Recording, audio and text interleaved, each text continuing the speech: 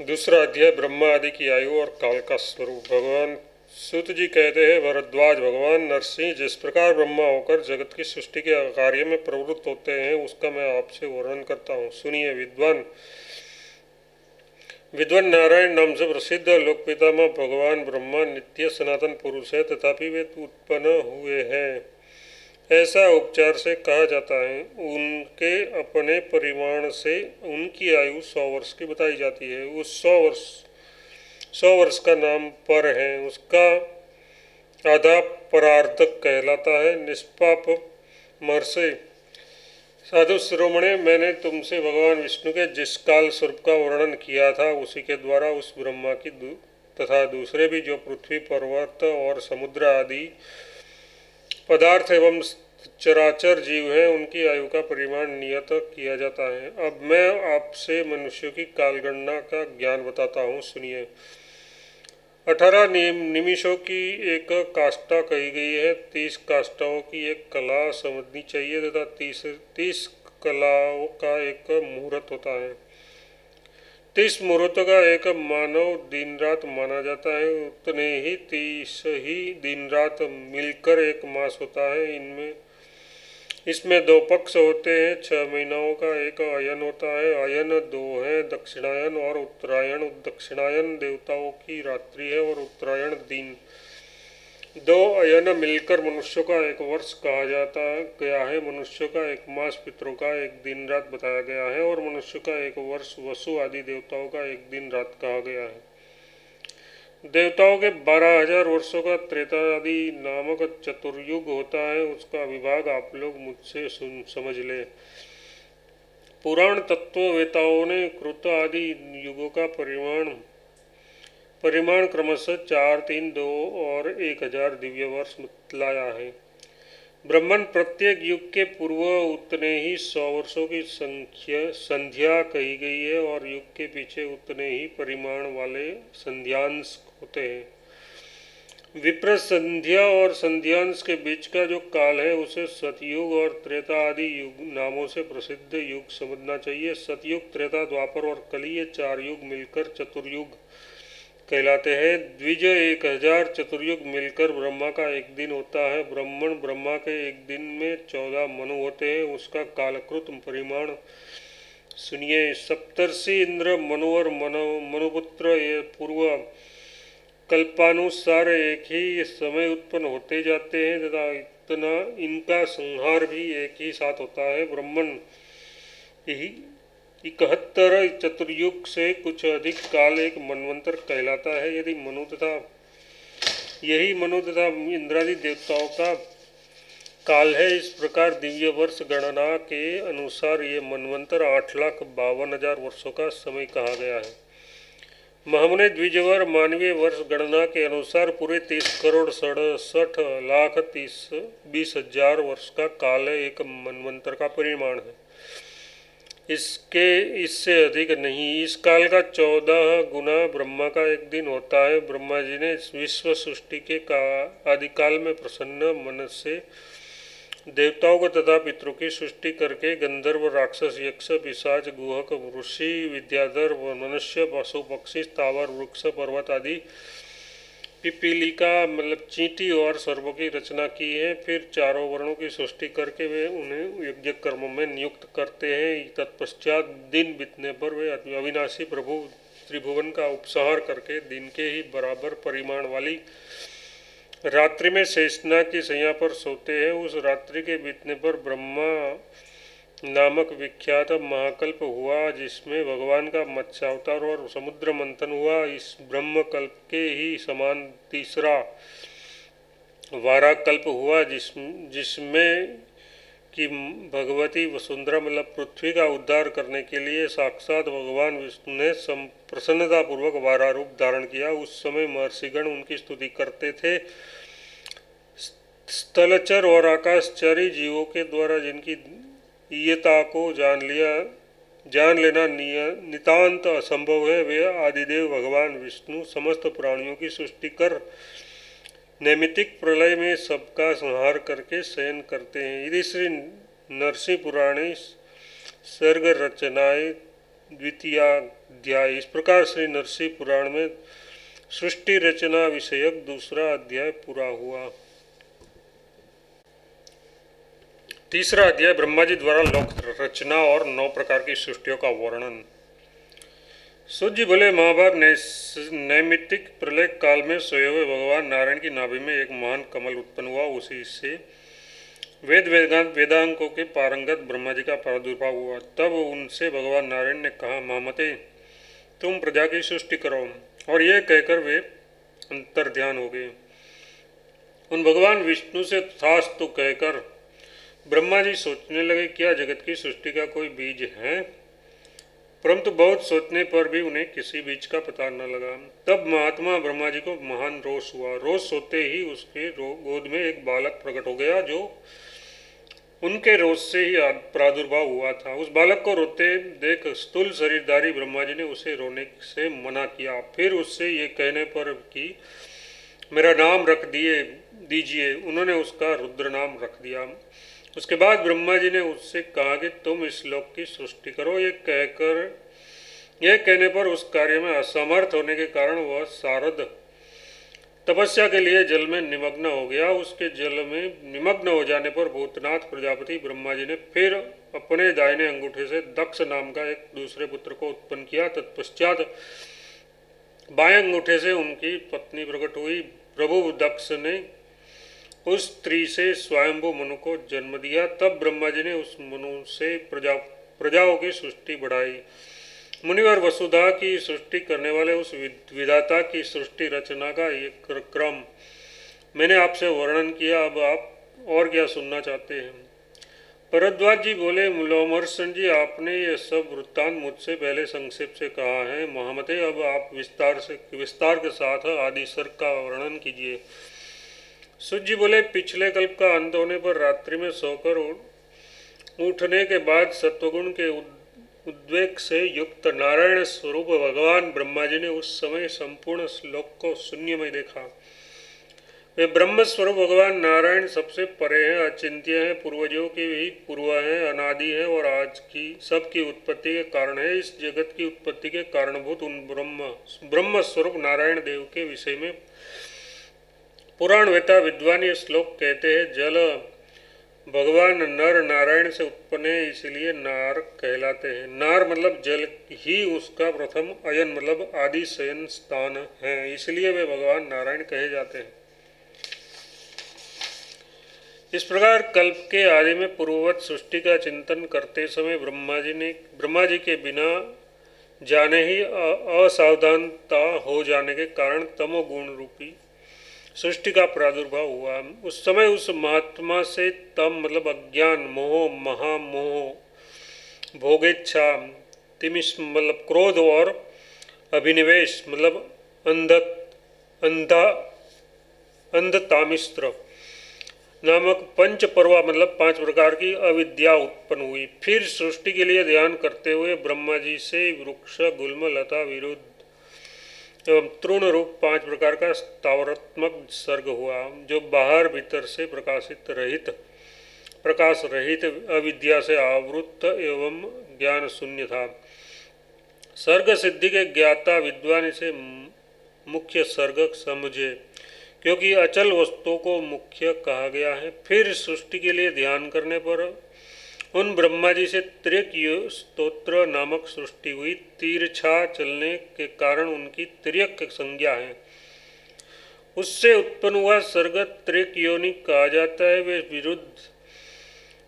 वे विख्यात पशु आदि जो कुमार्ग से चलने वाले हैं त्रिक योनि कहलाते हैं।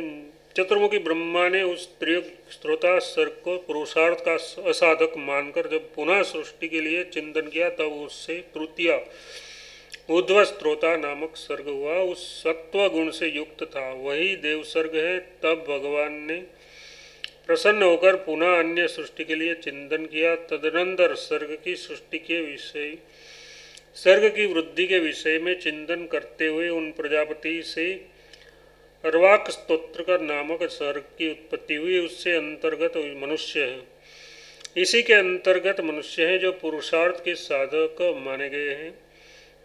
इनमें प्रकाश मतलब सत्वगुण और रज, इन दो गुणों की अधिकता है और तमोगुण भी है, इसलिए वे अधिकतर दुखी और अत्यधिक क्रियाशील होते हैं। मुनि श्रेष्ठ, इन बहुत से सर्गों का मैंने आपसे वर्णन किया है। इसमें महतत्व को पहला सर्ग कहा गया है, दूसरा सर्ग तन्मात्राओं का है, तीसरा वैकारिक सर्ग है और जो इंद्रिय मतलब इंद्रिय संबंधी कहलाता है, चौथा मुख्य सर्ग है। स्थावर मतलब वृक्ष, तृण, लता आदि ही मुख्य कहे गए हैं।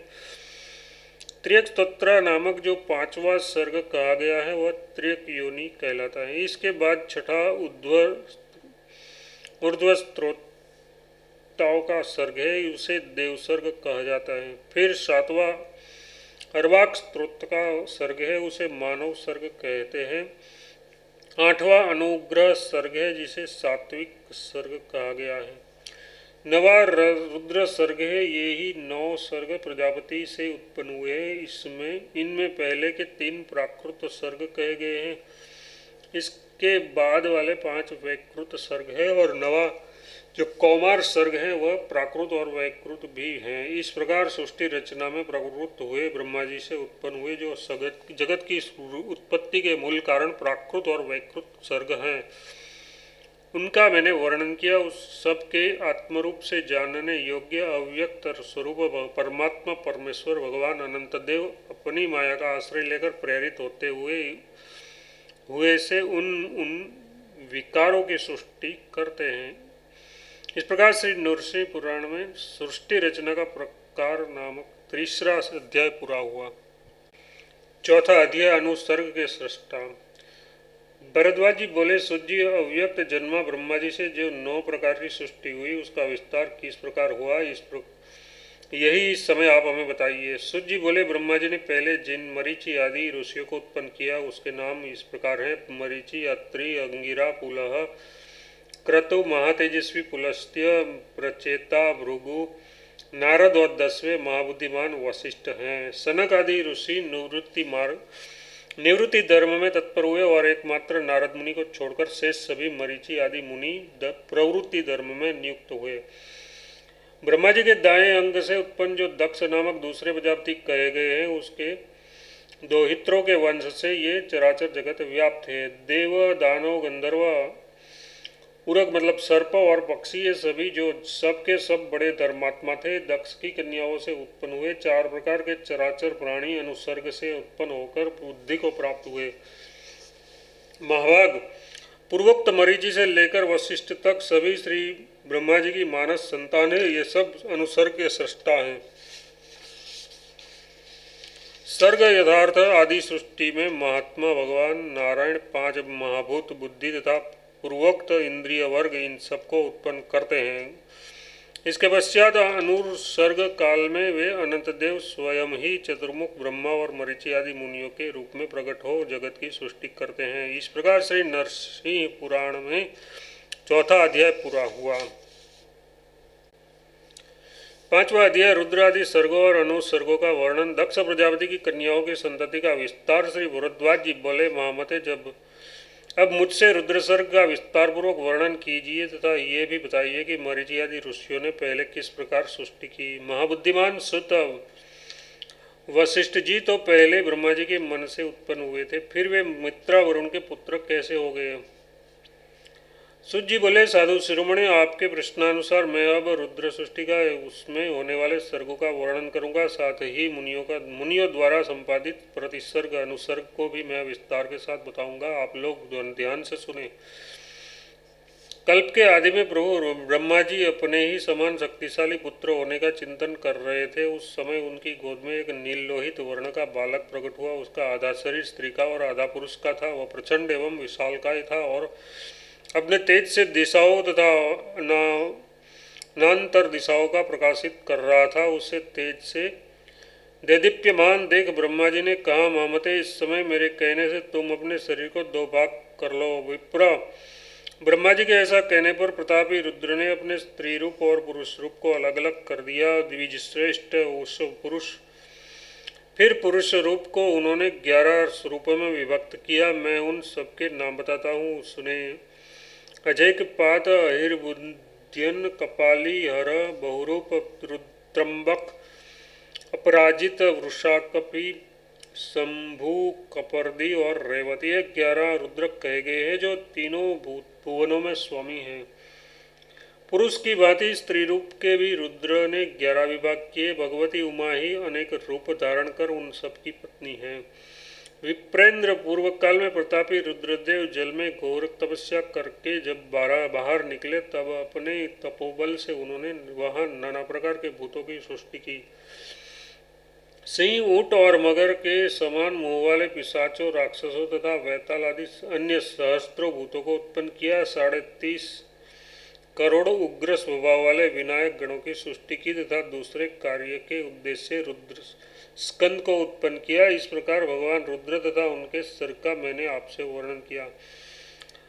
अब मरीचि आदि ऋषियों के अनुसर्ग का वर्णन करता हूँ, आप सुने। स्वयंभू ब्रह्मा जी ने देवताओं से लेकर स्थावरों तक सारी प्रजाओं की सृष्टि की, किंतु इस बुद्धिमान ब्रह्मा जी की ये सब प्रजाएं जब वृद्धि को प्राप्त नहीं हुई तब उन्होंने अपने ही समान मानस पुत्रों की सृष्टि की। मरीचि, अत्रि, अंगिरा, पुलस्त्य, पुलह, क्रतु, प्रत्यचा, वशिष्ठ और महाबुद्धिमान भृगु को उत्पन्न किया।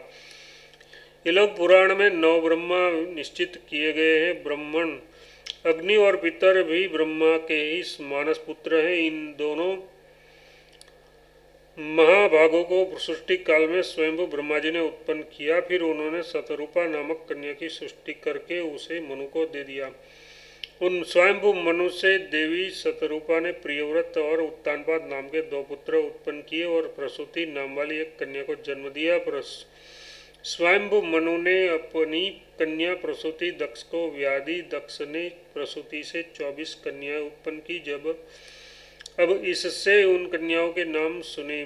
श्रद्धा, लक्ष्मी, द्रुति, तुष्टि, पुष्टि, मेघा, क्रिया, बुद्धि, लज्जा, वपु, शांति, सिद्धि और 13वीं कीर्ति थी। भगवान धर्म ने संतानोत्पत्ति के लिए इन्हें 13 कन्याओं का पाणी ग्रहण किया। धर्म की इन श्रद्धा आदि पत्नियों के गर्भ से काम आदि पुत्र उत्पन्न हुए। अपने पुत्रों और पौत्रों आदि से धर्म का वंश खूब बढ़ा। द्विजश्रेष्ठ श्रद्धा आदि से छोटी अवस्था वाली जो उनकी शेष बहन थी उनके नाम बता रहा हूँ। संभूति, अनसुया, स्मृति, प्रीति, क्षमा, सन्नति, सत्या, ऊर्जा, ख्याति 10वीं स्वाहा और 11वीं स्वधा है। दक्ष के मातरिक्स्वा और सत्यवान नाम के 2 महाभाग पुत्र भी हुए। उपयुक्त 11 कन्याओं को दक्ष ने पुण्यात्मा ऋषियों को दिया। मरीचि आदि मुनियों के जो पुत्र हुए उनमें आपसे बताता हूँ। मरीचि की पत्नी संभूति थी, उनसे कश्यप मुनि को जन्म दिया। अंगिरा की भार्या स्मृति थी, उनसे शनि वाली कुहू, राका और अनुमति इन 4 कन्याओं को उत्पन्न किया। इस प्रकार अत्रि मुनि की पत्नी अनसुया ने सोम, दुर्वा और योगी दत्तात्रेय इन 3 पाप रहित पुत्र को जन्म दिया। द्विज, ब्रह्मा जी का ज्येष्ठ पुत्र जो अग्नि का अभिमानी देवता है, उससे उसकी पत्नी स्वाहा ने पावक, पवमान और जल का भक्षण करने वाले सूची इन अत्यंत तेजस्वी पुत्रों को उत्पन्न किया। इन तीनों के प्रत्येक के 15-15 के क्रम से अन्य 45 अग्नि स्वरूप संतानें हुई। पिता अग्नि, उनके तीनों पुत्र तथा उनके भी ये पूर्वोक्त 45 पुत्र सब मिलकर अग्नि ही कहलाते हैं। इस प्रकार 49 अग्नि कहे गए हैं। ब्रह्मा जी के द्वारा रचे गए जिन पितरों का मैंने आपके समक्ष वर्णन किया था उससे उनकी पत्नी स्वधा ने मेना और धारिणी इन 2 कन्याओं को जन्म दिया। साधु शिरोमणि, पूर्व काल में स्वयंभू ब्रह्मा जी के द्वारा तुम प्रजा की सृष्टि करो ये आज्ञा पाकर दक्ष ने जिस प्रकार संपूर्ण भूतों की सृष्टि की थी उसे सुनिए। वे प्रवर दक्ष मुनि ने पहले देवता, ऋषि, गंधर्व, असुर और सर्प इन सभी भूतों को मन से उत्पन्न किया, परंतु जब मन से उत्पन्न किए हुए ये देवादि सर्ग वृद्धि को प्राप्त नहीं हुए तब उन दक्ष प्रजापति ऋषि ने सृष्टि के लिए पूर्वतः विचार करके मैथुन धर्म के द्वारा ही नाना प्रकार की सृष्टि रचने की इच्छा मन में लिए वीरण प्रजापति की कन्या असिकनी के साथ विवाह किया। हमने सुना है कि दक्ष प्रजापति ने वीरण कन्या असिकनी के गर्भ से 60 कन्याएं उत्पन्न की। उनमें से 10 कन्याएं उन्होंने धर्म को और 13 कश्यप मुनि को व्याधि, फिर 27 कन्याएं चंद्रमा को, 4 अरिष्ट नेमि को, 2 बहुपुत्र को, 2 अंगिरा को और 2 कन्याएं विद्वान कृशाश्व को समर्पण कर दी। अब इन सब की संतानों का वर्णन कीजिए, सुनिए। जो विश्वा नाम की कन्या थी उसने वैश्वदेव को और सांध्या ने सांध्यों को जन्म दिया। मरुत्वती के मरुत्वान मतलब वायु, वसु के वसुगण, भानु के भानुदेवता और मूर्ता के मूर्ताभिमानी देवगण हुए। लंबा से घोष नामक पुत्र हुआ। जामी से नागविथि नाम वाली कन्या हुई और अरुंधति से पृथ्वी के समस्त प्राणी उत्पन्न हुए। महाबुद्धे अनेक प्रकार के वसु मतलब तेज अथवा धन ही जिनके प्राण हैं, ऐसे 100 8 ज्योतिषमय वसु देवता कहे गए हैं उसके नाम सुनिए। आप, ध्रुव, सोम, धर्म,